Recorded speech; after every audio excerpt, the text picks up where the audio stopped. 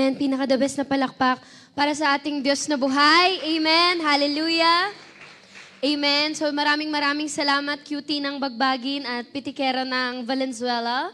Ayan. So, bibigyan ko lang ng diin ang ating camp ay gaganapin June 12 to 14. You don't have to worry. June 12 is holiday. Yan. So, alam ko excited na tayo. Don't worry. Ano na ngayon? April 2nd week. On the last week of April, we will hopefully announce ang ating mga team leader. So just register sa ating registration. Mamaya mag-register na kayo. Andyan si Christine at nandyan, yes, of course, yung mga life group leader ninyo. Lagay nyo na yung pangalan ninyo ngayon pa lang. Okay? Huwag nyo nang, wala pa, hindi pa ako sure. Lagay nyo na. I-receive nyo na. Amen? So ilagay nyo lang. Don't worry, magkakaroon tayo ng bubble sheet. Kung financially hindi natin afford, financially kailangan natin ng assistance, so magre-release tayo ng bubble sheet. But all you have to do is to register first para makagawa tayo ng ating mga groupings by May. So alam nyo na kung ano yung mga magiging kagrupo ninyo like before. So ilagay nyo na kung mga maraming beses nyo nang na-miss ang ating mga youth camp, make sure this year magre-register ka na. Sabi mo sa katabi mo, magre-register ka na. Ayan, yugyugin mo yan, wag mo nang masyadong pag-isipin, basta sabihin mo, mag-register ka na. Ayan, so ngayon, no, I know we're all excited, kahit ako excited ako sa camp natin. I know and I do believe na for the past few years, maraming ginawa ang Panginoon. Then, this year, mas may gagawin ang Panginoon. Resurgence means rising up. So, sino dito gusto mo mag-rise up? Lord, I'm gonna rise up for your own glory and honor. Amen? So, that's why, pag-uusapan natin, sa pangalawang week na tayo ng ating series na Able to Accelerate. So, ibig sabihin po nito, kung last week pinag-usapan po natin ng spiritual acceleration with Coach Kiangka, naniniwala po ako that when there's acceleration, may gusto po tayong ma-aim. May gusto po tayong ma-level up. And today, church, we will talk about growth in maturity. Sabihin mo nga sa katabi mo, growth in maturity. Amen. So bago natin pag-usapan yan, we will all pray and let's just bow down our heads together. Heavenly Father, we thank you, Lord God, for this wonderful day, Panginoon, na binigay mo po sa bawat isa sa amin. Lord, salamat kasi patuloy nga, Panginoon, pribileyo, Panginoon, na masamba ka, na mapuri ka, Panginoon, sa lugar na ito. And Father, I pray, Panginoon, ano man nasasabihin mo ngayong hapon na ito, Lord, patuloy, Panginoon, na baguhin mo kami. Panginoon, Lord, hindi mo hahayaan na lalabas ang bawat isa sa amin na hindi nababago, walang revelation, Panginoon. But Father, we pray, Panginoon, change us, mold us to be more like you, O Jesus. Holy Spirit, we allow you to move in this place. Continue to open our hearts and minds to you, Jesus. Maraming salamat. We thank you, Holy Spirit. In Jesus' mighty name we pray. Amen and amen. Sige, pinaka-the best na palakpak para sa ating Diyos na buhay. So ngayon po, pag-uusapan natin, if we want spiritual acceleration, gusto natin umangat tayo, gusto natin yung lakad natin sa Panginoon maging maayos, then dapat tayo po mismo, we must grow in maturity. Sabihin mo nga ulit sa katabi mo, grow in maturity. Yes, pinanghahawakan po natin, tama po ba? Laging pinanghahawakan po natin ang ating word for this year, 2024, that God is able, totoo po, that God is able to do mighty things in our lives. Kaya lang, kasunod po nito ang acceleration po sa buhay natin. Bakit? Kasi mahihirapan po tayo makita kung paano kikilos ang Panginoon kung tayo po mismo wala pong nakikitang pagbabago sa atin. Mahihirapan tayo na makita na gagalaw ang Panginoon kung tayo mismo, hindi po tayo nakikitaan ng pagbabago. Tingnan mo nga yung katabi mo, nagbabago ba yan? Ayan. Binabago ba ni Lord yan? Amen? So kasi po, habang dumadaan po tayo sa journey natin sa Panginoon, hindi po pwedeng yung katabi mo, hindi nagmamature. Hindi pwedeng walang pinagmaturan ng aspeto ng buhay. Kapag sinabi pong mature, ibig sabihin may natutunan ka. May nabago patungo sa wangis ng Panginoon. Gumaganda. Tingnan mo, gumaganda ba yan? Pumupogi ba yan? Tingnan mo, mata sa mata, parang, grabe yung tingin ni Kuya, parang, tingnan ko nga kung pogi ba yan? No? Nag-e-evolve. Hindi lang si Pikachu ang nag-e-evolve, pero pati na rin ang katabi mo, nag-e-evolve. Yan, nag-e-evolve ba yan? No? Bukod sa pag-rejuve niyan, bukod sa mga ginagamit niyang skincare, nagre-rejuve ba yan? Nag-e-evolve ba yan? No? Yung kaka-rejuve yan eh. Nag-e-evolve ba yan? It means, no, growing up is an essential part of the life of a follower of Jesus. Kasama. Ulitin ko po, growing up is an essential part of the life of a follower of Jesus. Ibig sabihin, it is a part of our life to grow. Kasama sa buhay natin ang aspetong ito. At kung iisipin po natin, no, bigyan po tayo, konting additional learnings lang. Yan. So pag-uusapan po natin, no, ano po ba ito? Kagaya na lang po ng stages of human development. Psychology, dumadaan po tayo dito. Ano po ito mga stages na to? Prenatal, ito po yung pinagbubuntis ka pa lang na nanay mo. Sino dito dumaan dyan? No? Prenatal, meron bang hindi dumaan dito? Paglabas, ano agad? Pagkapanganak, yun agad. No, hindi man lang pinagbuntis ng nanay na, diretso agad, lumabas agad. So, ibig sabihin, prenatal. No? After po ng prenatal, nararanasan daw po ng human development is, sunod daw po na stage dyan ay infant. Yan, naging baby ka. Lumalabas po dito yung 1 to 2 years old. Aalala ko pa nung 2 years old ako, yung mga ganong moment. So, kapag tapos mo daw po dyan sa infant, dadaan ka ng childhood. Ito pong age na to, we have the early childhood and middle childhood. So, ito po yung age na 3 to 5 years old, then nagkakaroon po tayo ng, syempre, after mo ng 5, anong after ng 5? 6 years. Ang galing!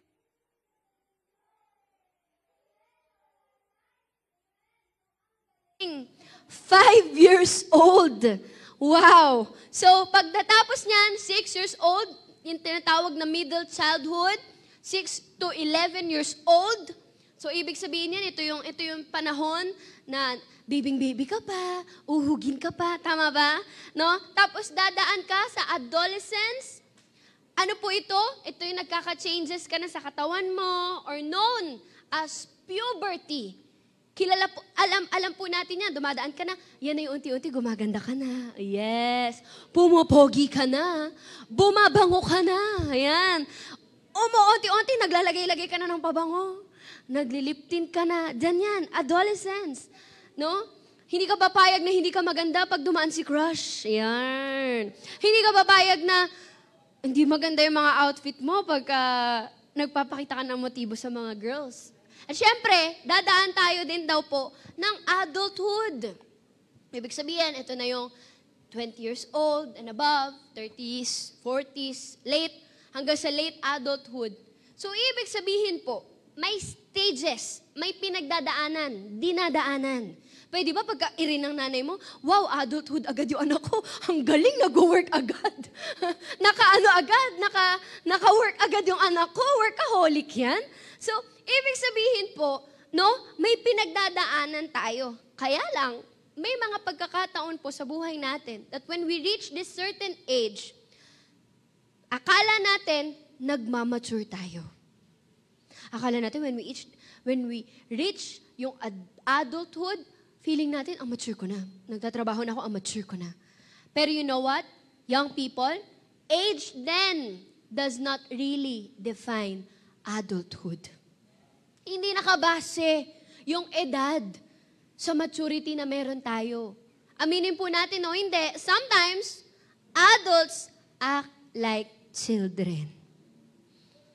Minsan nga po, di ba po, marami akong kilala, na bata pa lang ang matured na mag-isip. Bata pa lang, alam na nila, and vice versa. May mga matatanda naman po na parang bata mag-isip. No? Kung kailan tumanda, saka parang bata, parang paurong ata tumatanda. But I do believe wala po niyan dito sa church. Amen? Amen. We're all growing. And just like growing into adulthood takes significant steps, may stages, at ganun din po pag-usaping growing in maturity. You are becoming spiritually mature because this is our life goal as the follower of Christ. Kailangan may goal ka na, Lord, habang tumatagal, lumalago ako. Hindi yung habang tumatagal, walang nangyayari sa buhay mo. Lord, ang tagal ko ng Kristiyano, pero bakit ganun? Parang andito pa rin ako. There's something wrong about growing in maturity. As we walk with God, kailangan nababago. Hindi yung pabago-bago. No? Kasi bakit? Hindi po pwede ngayon, puro emosyon na lang yung paiiralin natin. Hindi po pwedeng namimili ka lang ng mamahalin mo. Hindi pwedeng hindi ka nagmamatured.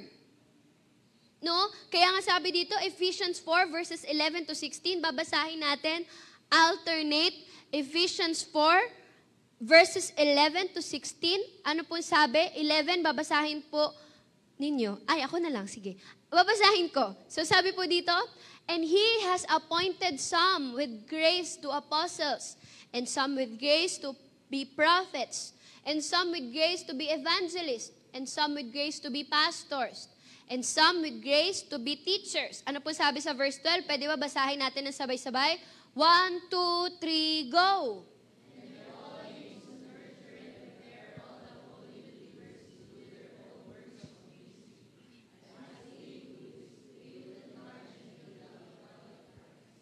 Pagdating po ng verse 13, sabi po dito, this grace ministry will function until we attain oneness into the faith, until we experience the fullness of what it means to know the Son of God. And finally, we become one into a perfect man with the full dimensions of spiritual maturity and fully developed into abundance of Christ. Ano po sabi sa verse 14? Basahin po natin. 1, 2, 3, go!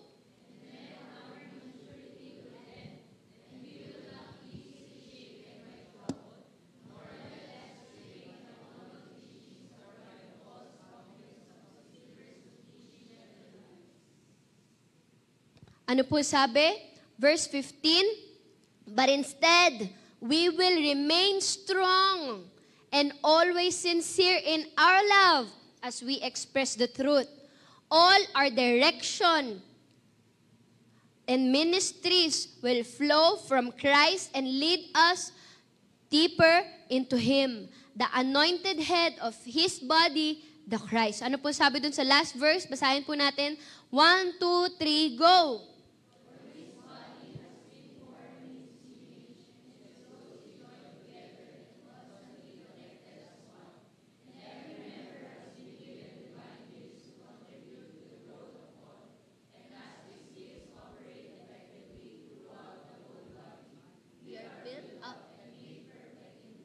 Wow. Ito pong passage na ito, it talks about the gift of spiritual leaders. So, yung importansya ng pagmamature, ng loving, unified Christianity.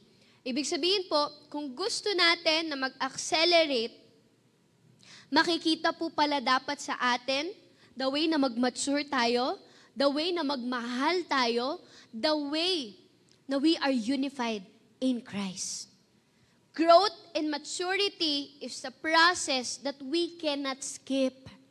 Hindi pwedeng basta ka na lang humakbang. Hindi pwedeng basta mo na lang nilampasan. And just as the stages of the human development, hindi po pwede na isang stage doon ay ma-skip po natin. Imagine niyo, infant, tas childhood dapat, pero naging adulthood agad. So, ibig sabihin, ang laki po ng skip. Hindi man lang siya na-grow. Wala man lang growth na nangyari. Kaya nga po sinasabi, bakit natin kailangan ng growth in maturity? Bakit natin kailangan mag-grow? Why? Because this is what God wants us to be. Gusto ng Panginoon na mag-grow po tayo. Ano sabi? Matthew chapter 5 verse 48. Basahin po natin. 1, 2, 3, go!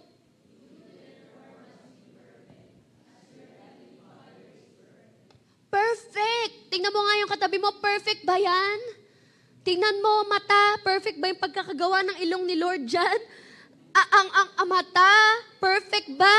Ang labi, perfect ba ang pagkakalip tint at pagkakalip gloss niyan? No? Pero sinasabi po dito, hindi po perfect na, okay, ay perfect, ganda, pogi. Pero sinasabi po dito, yung perfect means it is a progressive. Ibig sabihin, a current action. Nangyayari, may ginagawa ang Diyos, may binabago ang Diyos, current action in progress.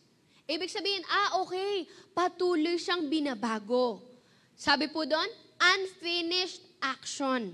Hindi pa tapos, tignan mo yung katabi mo, hindi pa tapos si Lord dyan. Huwag mo sukuan yan. No? Hindi pa tapos ang Panginoon dyan. Hanggang may gustong hulmahin ng Panginoon, hinuhulma niya para maging kawangis ka niya.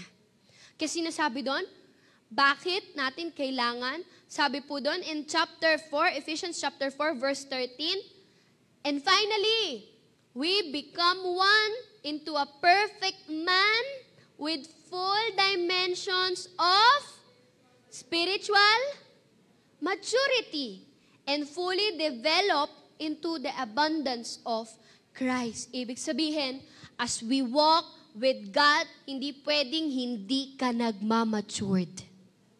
Hindi pwedeng pipilit mo lang basta yung gusto mo.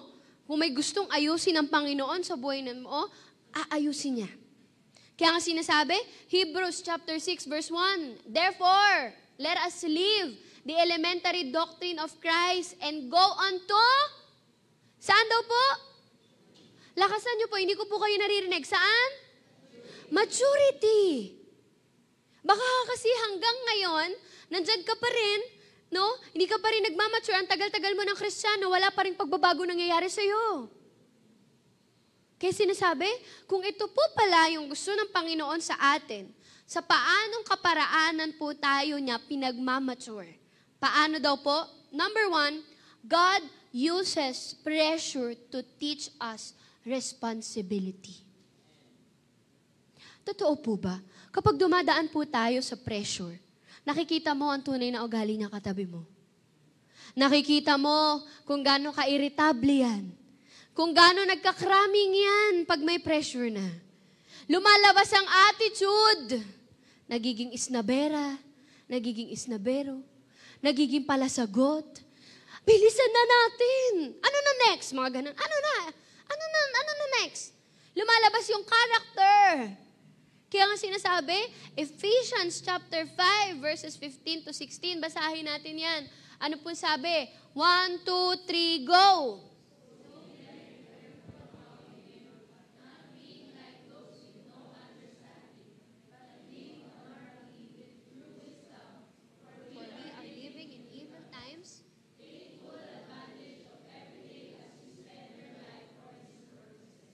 Amen. Sabi po dito, so be careful how you live. Di ba kapag dumadaan tayo sa pressure, doon natin mas nakikita kung paano tayo nagiging mas responsable. As we walk with our journey, hindi po pwedeng hindi tayo mag-iingat sa pamumuhay po natin. Believe it or not, yung mga tao nakapaligid sa atin nakatingin kung paano tayo mamuhay. Kung paano tayo magsalita. Kung paano tayo mag-act. Lumalabas po yan kapag may pressure. Pressure saan? Sa trabaho. Pressure saan? Deadline. Pressure saan? Sa school. Diba? Nakaka-pressure naman. Grabe. Lalo na pag nilabas ang index card. Nakaranas po ba kayo nun? Natawa siya. Pag nilabas ang index card, naku Lord, iba na to. Ibang recitation to. No? Ano pa po? Pressure sa family. Pressure ka kasi bakit? Soon to be a breadwinner. Kailangan ganito. Kailangan, wala pa man sinasabi na sa'yo, kailangan magtapos ka na pag-aaral mo. Iwasan mo muna ang pag-girlfriend at pag-boyfriend. Iwasan mo na yung mga ligaw-ligaw na yun. Eh, hindi ka nakikinig. Hindi, wala. Sige. Sige. Hala, sige.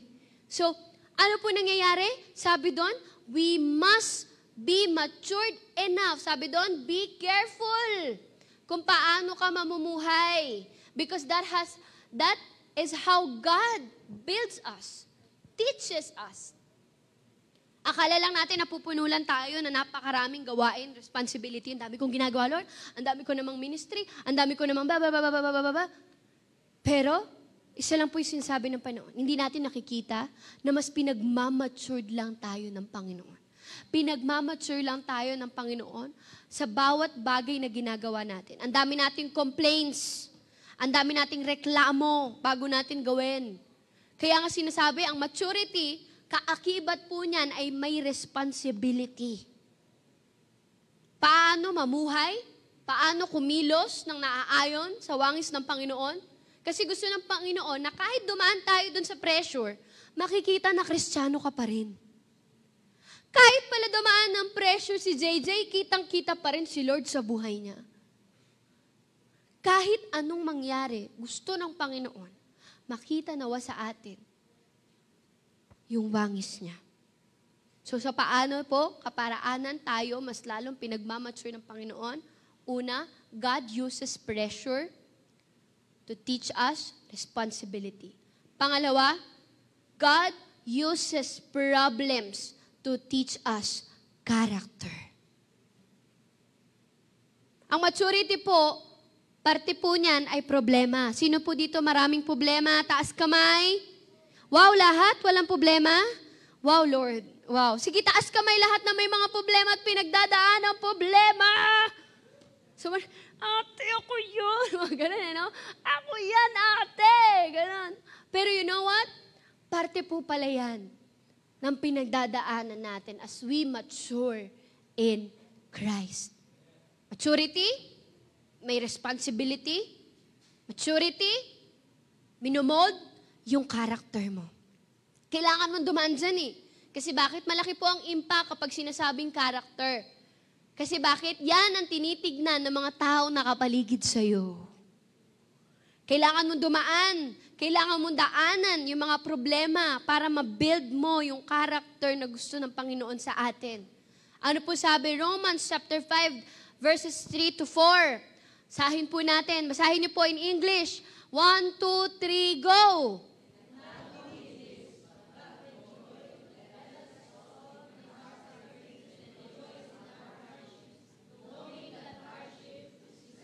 Pressure, trouble, and endurance, spiritual maturity,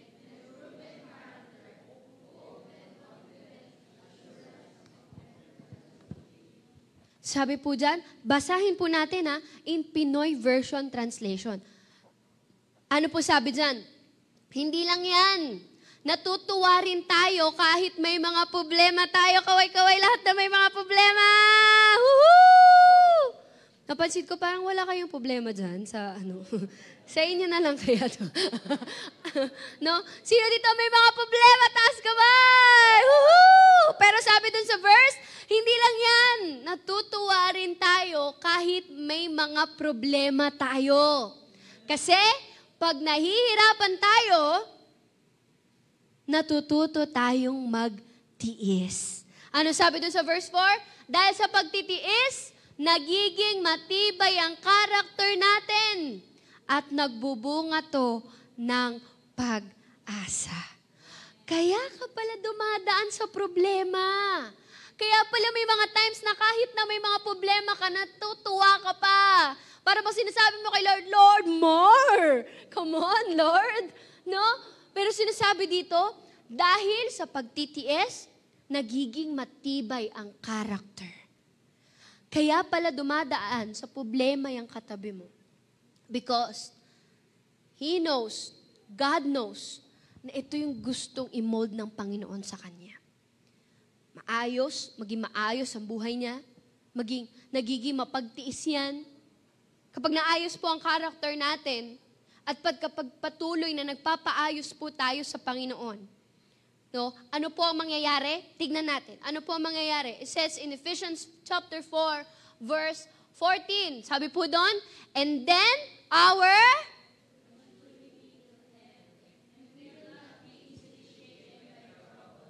nor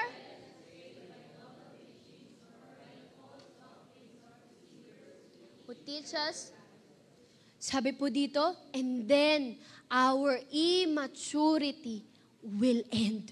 Kapag na-build yung character na gusto ng Panginoon sa atin, sabi doon, and then our immaturity will end the moment na dumaan tayo ng pressure, the moment na dumaan ka ng problema, mas nagmamature yung katabi mo. Because God uses pressure to teach us responsibility. Pangalawa, ano yung pangalawa? God uses problems to teach us character. And you know what, young people? Isa lang ang bagay na natutunan ko. Sometimes, sinasabi natin na, Lord, paulit-ulit na lang, ito na lang lagi yung problema ko. Ito na lang lagi, Lord, yung pinagdadaanan ko. Then, check yourself. Baka kailangan may mabago. Baka kailangan may baguhin sa'yo. Kung paulit-ulit mo nararanasan yung problemang ito, then, question mark, bakit? Ibig sabihin, may pinapadil sa'yo ang Panginoon, kaya paulit-ulit nandyan ka pa rin. Lord, parang hindi na ako nakakausad. Bakit gano'n, Lord? Parang ito na naman yung sitwasyon ko. Parang nakaraan lang, na-overcome ko na ito. Bakit hindi? Ba't ngayon ito pa rin? It means, there's something wrong about our character. There's something na gusto baguhin ng Panginoon sa buhay natin. May gusto siya na ihulma, may gusto siya na ayusin sa buhay natin. Pangatlo, ano ulit yung una? Para maalala natin, God uses. Pangalawa, and pangatlo po, God uses people to teach us to really love. Hindi po ito yung, inililinaw ko lang po, hindi po ito, ginamit siya ni Lord para mahalin ko siya. Hindi ganun.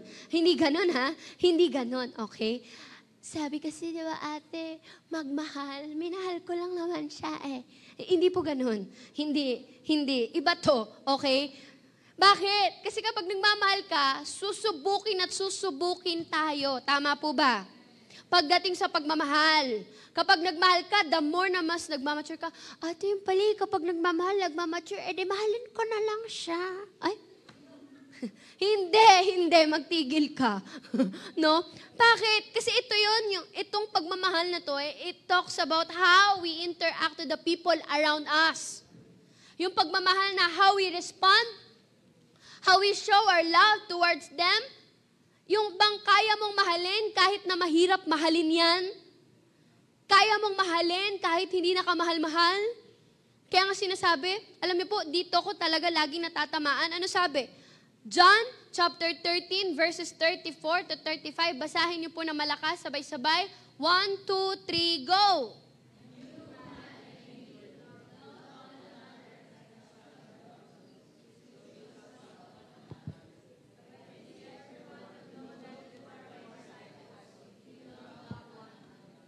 Sabi po dun sa verse 35, grabe po yung verse 35, masakit po yan.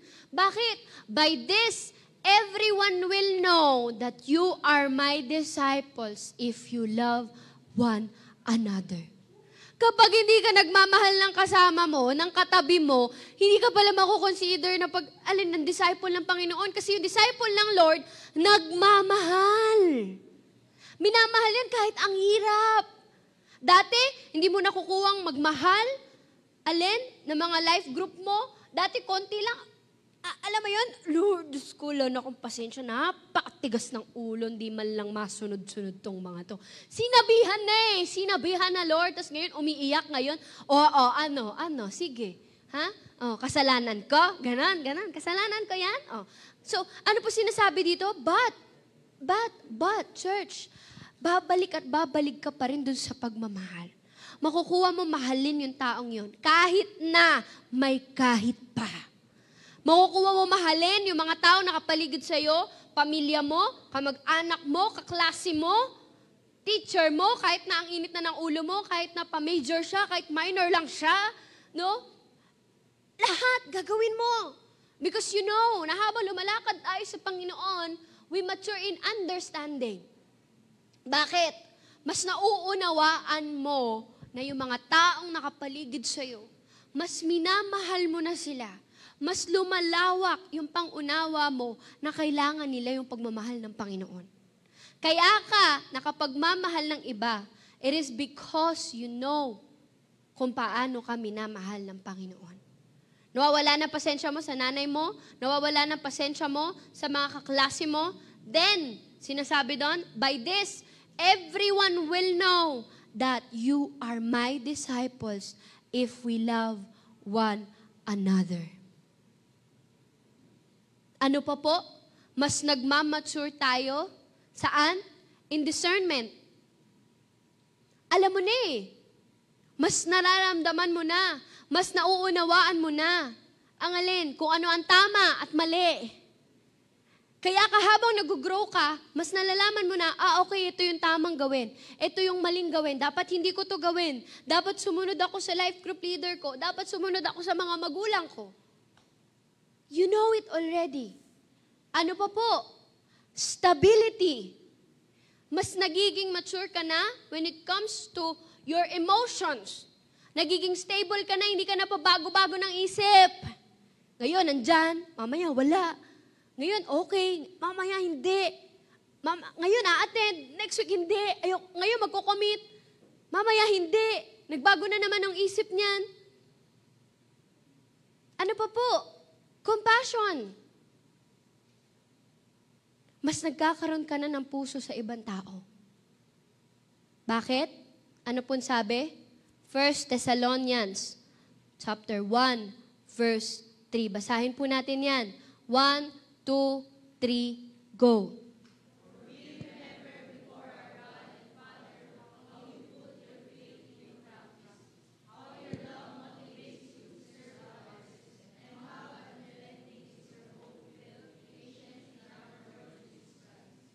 Wow. Sabi po doon, and Father, how you put your faith into practice. How your love motivates you to serve others. Hindi lang tayo basta nagmamahal. Pero, sinasabi po doon, how your love motivates you to serve others. It is the love of God that motivates us to understand, to minister. Kaya ka nag-a-accelerate because you know, because alam mo that it is the love of God will fill me in order for me to accelerate. Kaya mong mag-mature when you know rightly how to respond to these difficult people. Alam mo, nagmamature ka, mas lalo mo naiintindihan, mas lalong humahaba yung pasensya mo.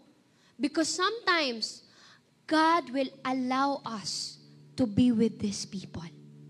Ia-allow ng Lord na makasama mo itong mga tao na to, yung mahirap pakisamahan, mga taong hindi totoo, mga taong makakasakit sa'yo, mga taong kukontra sa'yo, mga taong nababatuhin ka lang kung ano-ano na mga pinagsasabi nila.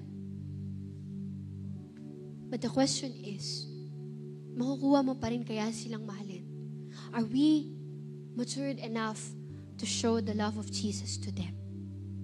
Kahit na ganun yung ginawa nila sa atin, kahit na ganun yung ginawa nila sa'yo, are you still gonna show the love of Jesus?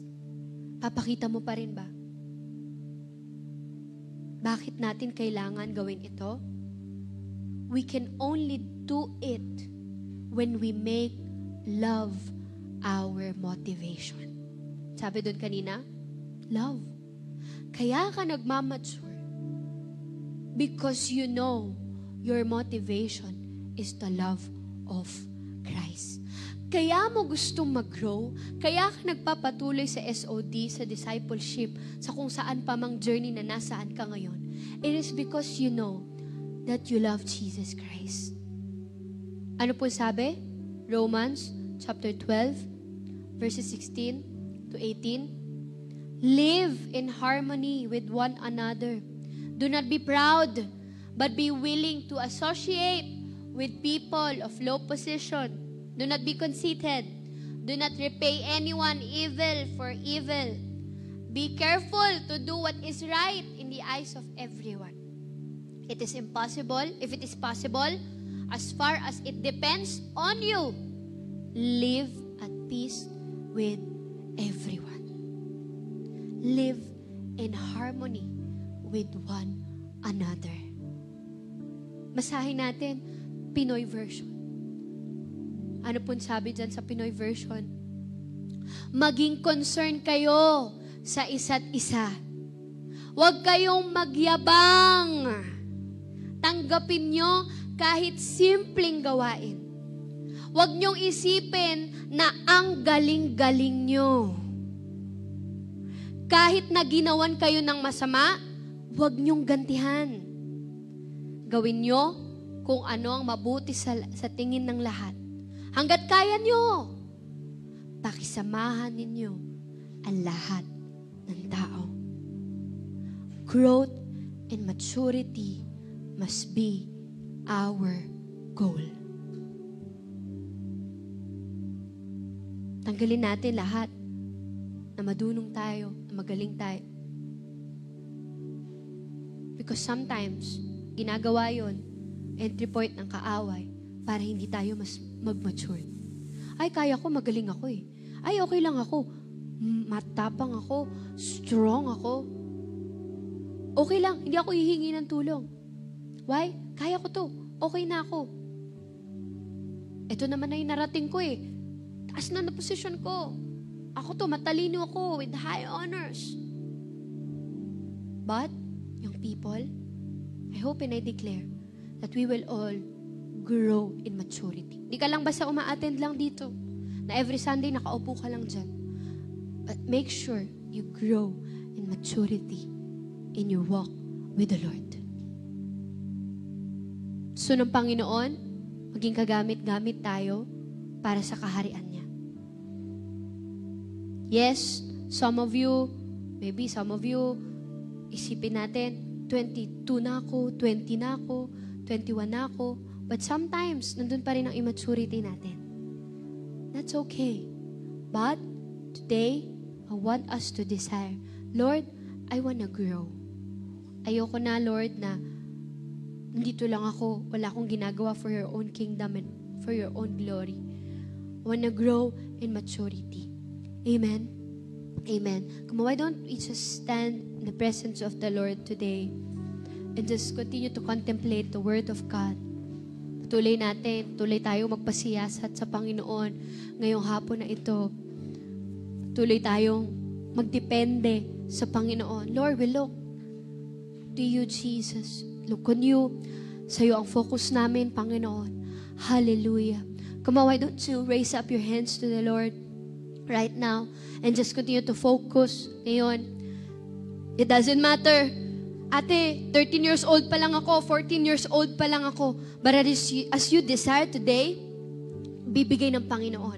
As you have the heart, Lord, I want to grow. I want to grow deeper. Jesus, sa'yo, para sa'yo, Lord God. Lord, ayoko maging stagnant. Tapos na ako doon, Panginoon. Lord, patuloy na lang, nandito na lang ako lagi, hindi na ako nag-grow. Lord, I want, Lord God, you in my life. I want to grow, Panginoon. Lord, hindi naging perfect, Panginoon, yung buhay ng bawat isa sa amin. Dami kaming pinagdaanan. Dami kang pinagdaanan. But Lord, you came and you found us.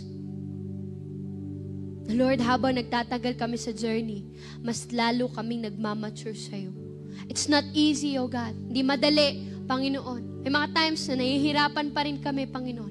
But Father, today, O Jesus, Lord, this is my prayer, Panginoon. The Lord, I want to build my life, Lord God, in the firm foundation. I want to build, Lord God, my life, Lord God. Lord, I want to put my trust on you na Lord, ikaw ang may hawak ng buhay ko, Panginoon. Lord, hindi na ako, Panginoon, magpapaanod, Panginoon, sa mga problema na kinakaharap ko. But Father, I pray today, O Jesus, Lord, patuloy, Panginoon, nakatagpuin mo po, Panginoon, ang bawat isa sa amin ngayong hapon na ito. Hallelujah, Jesus. Shiyalagalabahan, dalabahan, dalabalabalabalaba. Come on, just continue to reach out to the heart of Jesus today. Shiyalabahan, dalabalabalabalabalabalabalabalaba. Shiyalagalabahan, dalabahan, dalabalabalabalabalabalaba. Shiyalabahan, dalabahan, dalabalabalabalaba. Hiyalagalabahan, dalabashiyalaba. Lord, today, O God, Lord, patuloy, Panginoon, na nagko-commit kami, Panginoon. Huwag mo muna intindihin yung nasa kanan mo, yung nasa kaliwa mo. Just focus on the love of God today. Hallelujah, Jesus. Hallelujah. Worthy of every song we could ever sing. Worthy of all the praise we could ever bring. Worthy of every breath we could ever breathe. We live for you.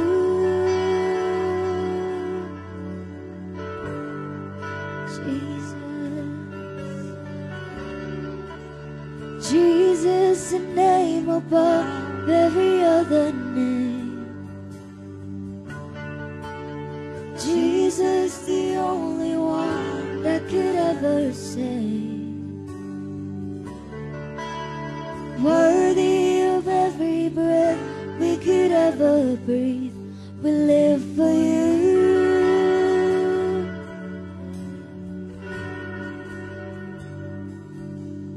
And holy, there is no one like you. There is none beside you.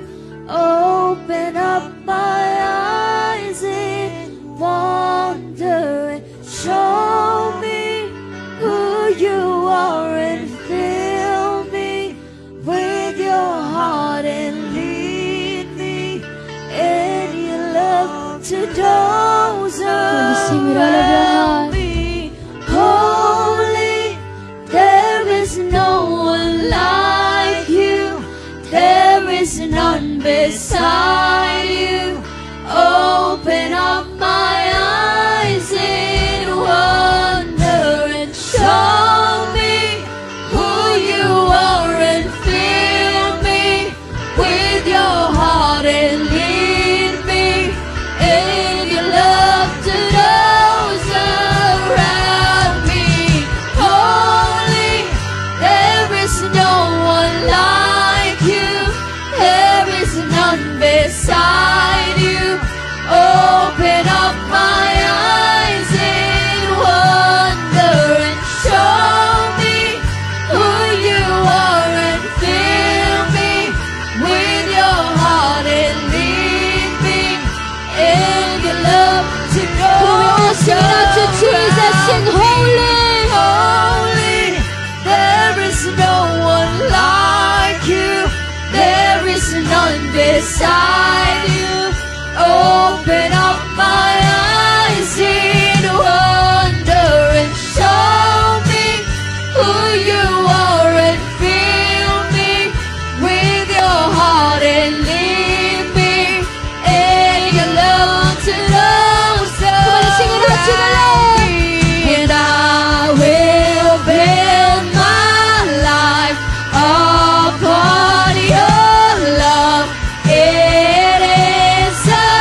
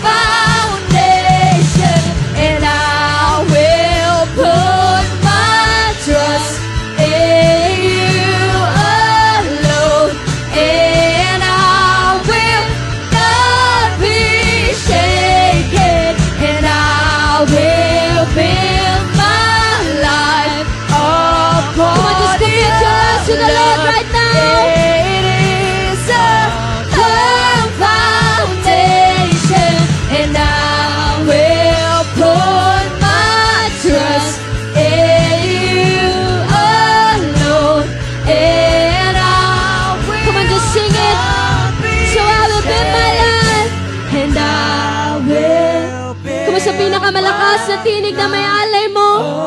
Upon your love, it is a firm foundation, and I will put my Trust in you alone, and I will not be shaken. Father, today, O Jesus, Lord, today, Panginoon, ngayon pa lang, Panginoon, tinatanggal na namin, Panginoon, lahat, Panginoon, ng gawa ng kaaway in order for us not to grow, Lord God, into maturity, Panginoon. Ngayon pala, tinatanggal na namin, Panginoon, lahat ng pride, lahat ng ego, Panginoon, na Lord, magaling kami, Panginoon. But Father, we pray, Lord God, Lord, walang magaling sa amin, Panginoon. It is only you, it is only by your grace, oh Jesus. Come on, why don't you commit your lives to the Lord right now? Sabihin mo sa Panginoon na, Lord, I wanna grow deeper. Lord, ngayon, this time, this year, I wanna grow deeper. Deeper, oh Jesus. Come on, just commit your life to Jesus. Lord, pagod na ako, Panginoon, sa atras abante, Panginoon. But Father, today, oh Jesus, I wanna commit, Lord God, to you, oh God. It is a firm foundation that I will put my trust on you, oh God. Come on, young people.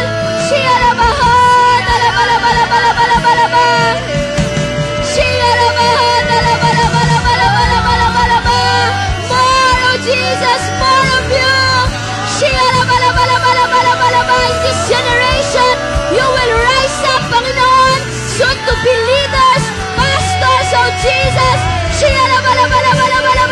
that will reach out, that will bring revival into the next generation, oh Jesus.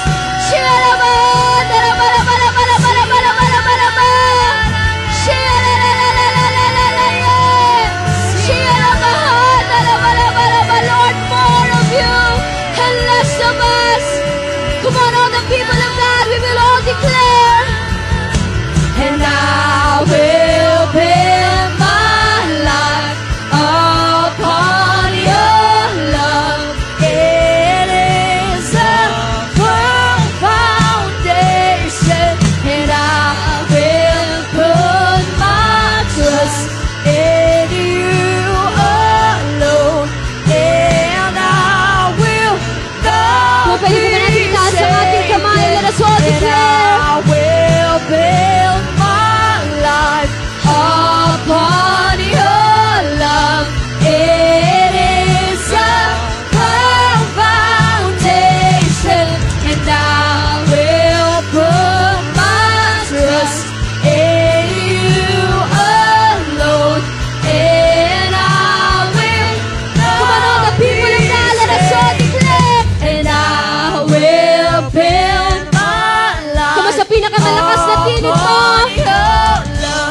It is a firm foundation, and I will put my trust in you alone, and I will not be Sing holy. holy. There is no one like you. There is none beside you. Open up my eyes in wonder and show me who you are, and fill me with your heart and lead me in your love to those around me.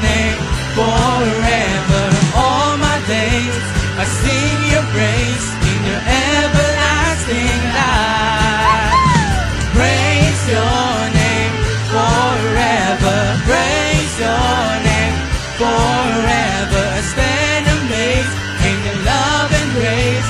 I lift your name up high. Whoa, whoa, I give you all my days. Whoa, whoa, Jesus, have your way. Whoa, whoa, I give you all my days. Whoa, whoa, Jesus, have your way. Whoa, whoa, I give you all my days. Whoa, whoa, Jesus, have your way. Whoa, whoa, I give you all my days. Whoa, whoa, Jesus, have your way. Come on, sing it out. Praise your name forever. Praise your name forever. All my days I sing your praise in your everlasting light. Praise your name forever. Praise your name forever. I stand amazed in your love and grace. And it, that's natin mga kamay sa Panginoon. La la la la la la la la la. La la la la la la la la la. La la la la la la la la. La la la la la. Oh, halika, come on. Pinaka-the best sa palakpak para sa ating Panginoon. Hallelujah. Ayan po, Light of Blazers. Tapos na po ang ating Light of Blaze service. And see you again next week and shine more Jesus.